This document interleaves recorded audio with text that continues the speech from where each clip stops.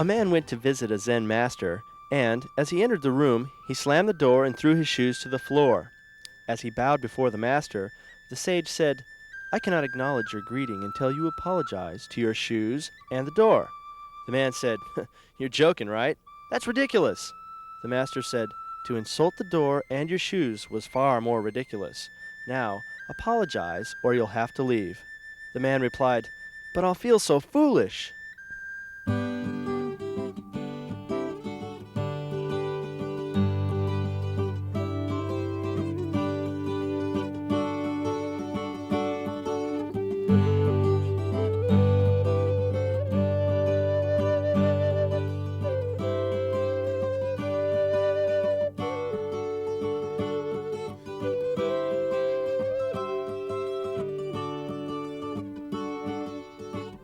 In spite of feeling foolish, the man did as he was told by the master, and asked his shoes and the door to forgive him for being so inconsiderate.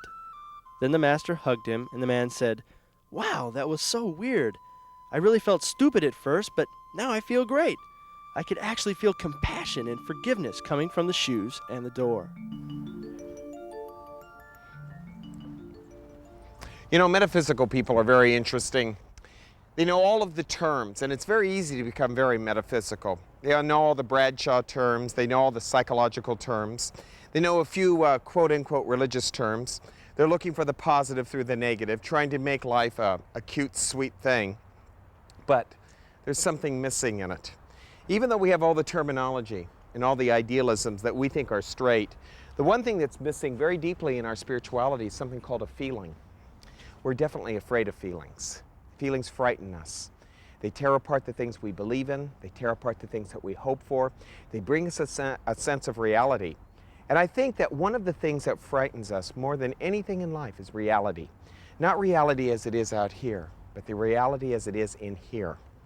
Because in here, we find that we have to face the dark and the light. In looking at ourselves from that point of view, one has to really be aware of how one feels, not what one thinks about what one feels. And that's the differentiation that one must come to. Compassion then becomes a very key element. Buddha talked about right effort in the Dhammapada. He talked about it in the Eightfold Path. Right effort doesn't mean that we build intellectual effort. It doesn't mean that we read more books and listen to more speakers. Right effort is an effort that we make to drop everything. That we would drop the arrogance of our pride, of our ego, of our belief system, of our vanity, of our judgments and our opinions, to have one moment of a feeling that goes beyond thoughts, a feeling that goes beyond opinion, a feeling that goes beyond anything we've ever known, that we might have the experience of ourselves as we really are and not how we want people to think we are or how we would like to think we are. This is a very brave move that a person makes. Not many people make it. You have to have a tremendous amount of courage to say, you know what I'm willing to do? I'm willing to drop everything that I've cherished as my hopes and my dreams, and my judgments, by the way, just to have one genuine experience of myself in life as I really am, and not as I would like to be or as I'd like other people to think of me as being. I want a genuine experience of myself. One of the frightening things about really going into right effort or the process of feelings, the experience of them, means that so many of the things that we thought were right and true and that would get us through the rest of our life, like ambition and pride, can't go with us anymore. There are many people who try to take their mind through the gates to get to the kingdom of heaven or nirvana within oneself. And the mind can't get you through there. It can't give you the things that your feelings do. When a person starts touching their feelings, compassion becomes the most important thing in their life because they're able to understand things that their head could never understand. Most people think in terms of compassion as some sort of pity, something that we give somebody like sympathy. That has nothing at all to do with compassion. Compassion is the daring within a person to let go of everything that we pride ourselves on. Judgments, idealisms, revenge, fear, pride, guilt, shame, to drop it. We become then so open in the experience of ourselves that we're able to contain something and be with something that is bigger than our mind, bigger than our ego, and bigger than our precepts, concepts, and hopes. This is achieved through a certain form of meditation, Vipassana meditation, where we watch our breathing, where we begin to let go of the things that we have clung to in our mind, where we begin to see that we are not our thoughts, that when thoughts are gone, that we are still there. Because one of the basic fears that we have is, if a thought is not there, will we exist? Are we the thinker or are we the thought? The funny thing about meditation, about gaining feelings, about right effort, is that when we practice letting go of our thoughts, we begin to see that they are more interested in just going by us than sticking to us. That we are the ones that are more interested in them than they are in us. All they want to do is float by. They're just notions, things in the wind. And when you realize the ultimate death of your life is to let go of your thoughts, to touch the feeling nature of yourself, to get in touch with how you feel, you'll begin to see that love was not what you thought it was. Love was not what you hoped it to be. Love had nothing at all to do with where you were, who was in your life, who wasn't in your life. That the ultimate love was the compassion and the gentleness on the inside to accept things as they are, to be with things as they are, and not to want to change anything. Now all of a sudden the pieces of our life begin to fit. We begin to see that we have given consent for everything to happen to us, and nothing happened by accident. We begin to feel why things happen, not try to find answers to things. I think we ask too many questions. Questions that don't mean anything, and the moment we find an answer to all of our questions, isn't it interesting that we always have another question? But with feelings, it is not a matter of question. It's a matter of having the experience of ourselves within us. Now, that was easy for him to say, or was it?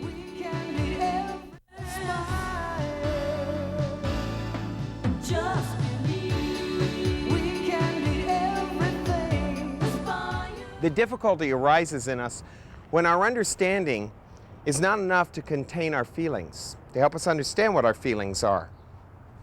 Feelings are very, very different from the things that we've accepted intellectually. So it requires some time alone, some meditation time, some quiet time, some time to be with ourselves, to feel what it is that we are instead of think about what it is that we want. The real right effort of compassion is the ability to go inside oneself and instead of think about what one wants, instead of trying to develop an attitude about what one is, to experience how we feel, to experience our heart, and to experience the movement of ourselves in that heart. Compassion opens up. A person has to be deeply willing inside of themselves to give up their cherished judgments, their opinions. We have to stop trying to be against what's happening and start allowing things to take us into the flow. When a person is deeply compassionate, they're not worried about what's going on around them. They're very concerned about following the flow of what's flowing in them. That's a very difficult thing for people like us to do because we're wanting control over our life. We want this here and that there. We want this here, we want that there. We're not willing to move with the feel of ourselves. One of Buddha's basic teachings about compassion, about right effort, was that we would sit and meditate, following the flow without trying to direct the flow. For Westerners, for us, it is far easier to take on intellectual precepts and concepts. It is far easier for us to think about what it is we want and where we want to be and where we want to go than it is for us to follow our feelings. Because again, following the feelings means that we would have some sort of direction in our life inwardly first instead of outwardly. God's an experience. For many years, for many generations, for many lifetimes, we've thought of God as a thing, a man, a father figure. But if we begin to work with God as God is, we find it's a subtleness, first a feeling. That feeling follows into something else, something that can't be put into words, but it can be felt in silence. And when silence is the key to our life, and when it's the most important thing in our living, then we are able to accept things that the mind could never fathom. We begin to find that the sides of the mind or the perimeters of the mind begin to drop away, that the mind has no bottom either. And now we're starting to go with our flow. All of a sudden, when the bottom drops out, reality disappears as we know it. Something happens. Existence occurs. We don't argue with it. We don't fight with it. It's as though a drop of water has disappeared into the ocean, and all of a sudden, Our ego, our vanity, our cherished judgments are no more. For the first time in our life, we're free. We're not looking at our life as destination-oriented. Not what we can get, what we can have, where we can go. Who we can be is not a concern to us. But what we are is, we begin to be very, very aware of what we are, and we give expression to that in many different ways. Compassion is certainly one of them. And it allows us to be open-ended inside of ourselves. It gives us the capacity to accept and know things that our mind could never accept and could never know. Now, nobody can talk you into this. This is not something I can talk you into. It's not something I want you to do. It's not something I say to you, you better do this or you're going to burn in hell or something bad's going to happen. Without compassion, our life just goes on the way it is. There'll be ups, there'll be downs, there'll be ins, there'll be outs. We'll take things personally. We get hurt, we get sad, we get mad, we get glad. We'll always be looking for something better in our life. We'll be thinking that life is an activity rather than a movement or a flow within us. And if that's the way we want to choose to live our life, that's fine. But for those of you who are seeking a sense of spirituality, where you sense that you have everything that you want and need, or that it's futile to get all the things that people tell us are important, that the most important thing in life is something within us that we haven't got, then compassion will be important. Compassion is not sympathy. Compassion is the willingness for us no longer to live by our cherished judgments, our cherished pride, or our cherished belief. It is kind of saying, thy will be done. Whatever has to happen to me, thy will be done. It has a lot to do with our soul. And if we allow our soul to have its way with us, it will naturally be a feeling. And that feeling will absolutely bring us so close to love, to truth, and to God that we would never ever call those things anymore definitions or concepts. We would call them what they are, a vast experience with no beginning, no middle, no end. When we're willing to take on that attitude, that's when life really begins to change. Feelings.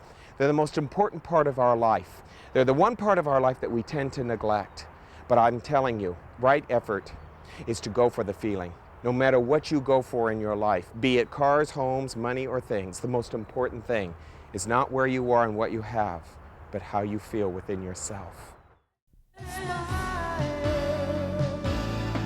Just believe we can be everything. Aspire. So compassion is kind of an attitude, a framework, a consciousness, a void that we invite into our life and that we allow into our life that gives us the essence of our feelings. Okay, so if you had any questions, what would they be? Intelligence is measured by how we think. So why are feelings important? You know, just my ability to think means that I can reason and analyze, and that I can maybe even predict and control. And that's what we use for our outer life. And for a while it seems to work real well. But the one part that we don't understand is that we are not just a mental being, we are a spiritual being. When my body dies, everything that I've created in my mental world will fall apart. Gravestones, tombstones, all denote the activities that a person has achieved in their life, the achievements they've had. And on the tombstone they put the date they were born, the slash, and the date they died. And the little slash is representative of how long they lived and what they accumulated and what they did. Nobody really remembers it. It's unimportant. But the thing that lives within us as feelings, Gregory, these go on forever. You take these with you. Don't accumulate those things in your life, which by giving them away, don't reproduce and don't allow you to take them with you. Accumulate those things within you that when you have them within yourself and give them away, make more. Love does that, forgiveness does that, compassion does that, and feelings do that. You can make feelings fill a room, and nobody will ever forget the feel that they had. They may not be able to regenerate that feeling, but they will always know the feeling when you hear a symphony or when you see something beautiful happen and you all of a sudden have that inspiration of a feeling. The things that we achieve in the world, like buildings and money and objects and things, they will pass away quickly. They mean very little. Okay, Greg, what else? Well, if you're going to live by your feelings, aren't you going to be out of control? You know, it is true. When I live in my feelings, when you live in your feelings, we are out of control. Something else has taken over. I'm not really sure what that is, Greg. I'd like to tell you I know, but I don't. I really don't know. All I know is when you follow the flow like that, it's like for the first time in our life we really live. It's like for the first time in our life there's, if I can say this, hope for us. Because now we're not living for what we can get and where we can go, but we're living in the moment. And it is very frightening. And I think the thing that scares us the most about feelings is that we're out of control when we're in them. And it's as though something else is guiding and directing us that we've never known before. It's hard for me to answer that one and give you something that would make you feel safe. They're very frightening. They're very scary. And maybe that's why very few people ever enter into nirvana or the kingdom of heaven that lives within them. Maybe it's because we're so afraid to enter into our feelings because they destroy the things that we think and we know in our head. There's no comfort in it. You either take the leap or you don't. Well, if feelings are so important, then how come all the metaphysical people are into mind control? Metaphysical people use, quote, end quote, mind power and the word power itself to try to manipulate their world. It gives them a sense and makes them feel as though they're in control of their life. It is a very essential thing for most human beings to think that they're in control of their life. I have watched us try to be in control of our life together. We thought we had things here, and we thought we had things there, and we thought we had things over here, and we had it all lined up, and everything was going to be okay. And in the bottom end of it all, you know as well as I know that the bottom fell out. It never turned out the way we thought it would. This TV shoot isn't turning out the way we thought it would. Nothing does. Actually, the best we can possibly do is set things up so they'll fall apart. Get it, Greg? I hope so. What else? How do you tell what a feeling is? Is it like a gut reaction? It's like a gut reaction. And if you have the courage, Gregory, to follow it, it'll take you someplace you've never been before. It's like on the other side of the moon. You'll get to hear what you really are and feel a world that you never knew existed. Follow how you feel and not how you think. Compassion opens up. And you'll never, ever, ever judge another person for the foolishness or the mischief, as Buddha says, that they get into. You will always have the awareness and the understanding to let people do what they need to do, to be where they need to be, and you will appreciate them. Because everybody's doing the best they can with who they are, especially you, Gregory. Now that's easy for me to say. We can be everything. Probably the most difficult of all the teachings that Buddha and Jesus talked about was that of compassion, because they felt that compassion was the effort that we make to drop our judgments and our judgmental attitudes, that we would keep ourselves acquainted with who we are instead of trying to acquaint ourselves with everyone else. Interesting thing about compassion.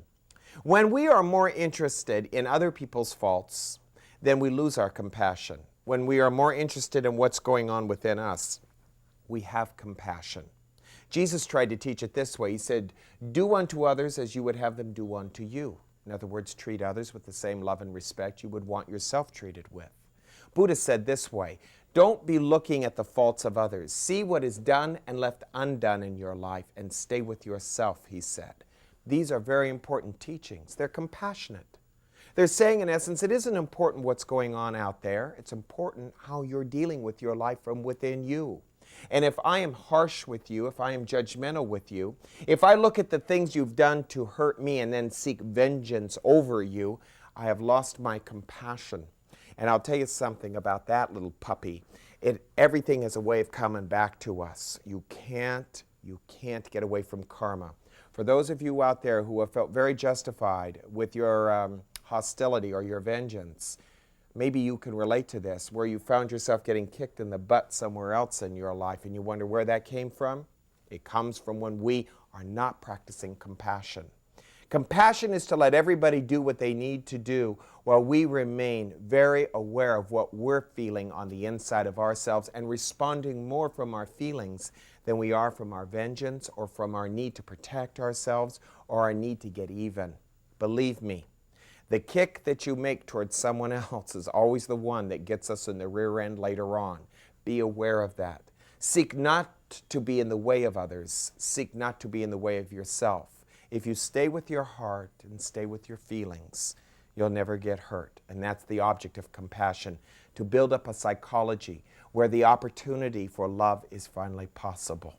Compassion is the softness and the caringness of your soul, and we all need it in our life, don't we? We're not religion, we're not philosophy. As I've always said, we are Aspire. We are somewhere in the middle of you, trying to help you understand who you really are. Thanks for letting me be with you. Namaste.